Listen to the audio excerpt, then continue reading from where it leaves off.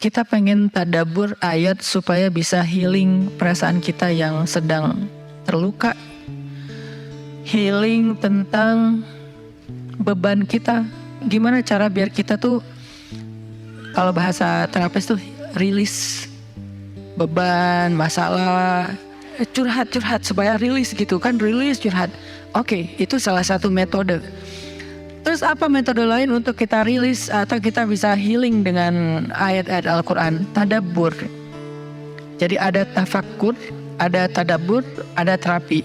Islam itu banyak banget hal-hal yang bagus, tapi tidak ada yang lebih indah dan lebih tepat dan lebih efektif daripada terapi dengan tadabbur Al-Quran. Bukan hanya baca, tapi tadabbur Al-Quran. Menghayati, memahami pesan-pesan Allah di dalam Al-Quran. Makanya ketika Nabi punya masalah, obatnya Al-Quran.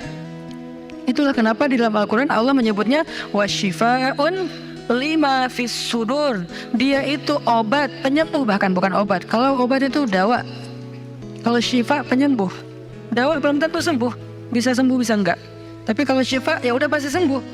Maka Allah menyebutkan Al-Quran itu sebagai bukan dawa, tapi disebutkan sebagai syifaun lima fis sudur, obat hati, obat jiwa, obat mental. Walaupun banyak ulama menganggap bahwa dia juga bisa menjadi obat fisik, dan saya percaya itu. Tetapi yang lebih dahsyat lagi adalah dia memang obat mental. Pertanyaannya, bagaimana menjadikan Al-Quran sebagai syifa, healing? Ayat-ayatnya gimana cara kita mentadabburinya? Semua ayat sama, cuman yang membedakan satu dengan yang lain fadilahnya. Tapi semua sama-sama istimewa. Jadi nggak boleh ada satupun ayat yang kita anggap nggak penting. Alif Lam Mim, apa pentingnya ya? Nun, Qaf, Shad, satu huruf doang. Enggak, biasa aja. Sehingga kita ngerasa membaca ayat itu nggak terlalu istimewa. Sama, satu huruf pun itu istimewa di Al-Quran. Kan kata Nabi satu huruf seperti 10 kebaikan. Jadi kalau kita baca Nun, udah aja, alhamdulillah udah ngaji. 10 kebaikan loh itu. Tapi kalau udah tahu 10 kebaikan, ngapain satu huruf? Udah aja wal qalami wa ma yasturun, lanjut dong. Udah tahu tuh 10 kebaikan cuma satu huruf, sayang banget ya kalau ada waktu. Dan ketika membacanya jangan target saya harus cari waktu yang tepat nih buat baca Quran biar khatam 1 juz. Jangan cari waktu yang tepat, susah. Lama-lama sampai malam akhirnya nggak kebaca. Asal ada waktu baca aja dulu, dapat setengah halaman, dapat 2 baris, dapat 1 baris, pokoknya baca aja dulu. Jadi tadabbur, cara untuk bisa menjadikan Al-Quran sebagai syifa, tadabbur. Bagaimana dulu Nabi, sahabat, orang-orang solih mentadabburi Al-Quran? Yang pertama adalah mereka membaca Al-Quran secara tematik, supaya kita dapat sesuai dengan problem kita, masalah kita, hajat kita. Tematik. Lagi ada masalah apa kita? Karena ayat Al-Quran turun kepada Nabi pun secara tematik, secara kontekstual. Apa yang dialami Nabi, itulah ayatnya. Al-Quran tidak turun sekaligus kepada Nabi, turun sekaligusnya itu di Lauhul Mahfuz. Lalu sampai kepada Nabi berangsur-angsur selama 23 tahun. Kenapa berangsur-angsur, Ustaz? Dan kenapa nggak urut? Turunnya yang pertama adalah Al-Fatihah dan Al-Alaq. Kenapa sekarang Al-Fatihah lalu Al-Baqarah?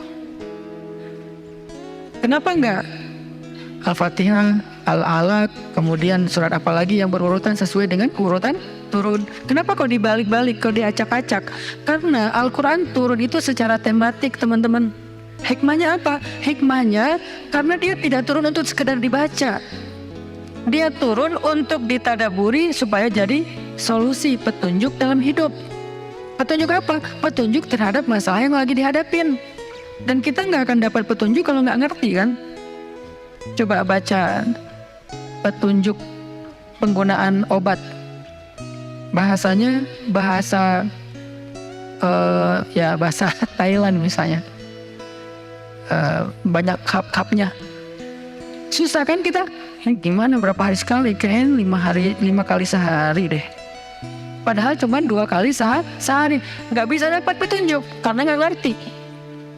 Maka supaya kita bisa tadabbur, kita pahami. Nah, memahami apa? Sesuai dengan tema.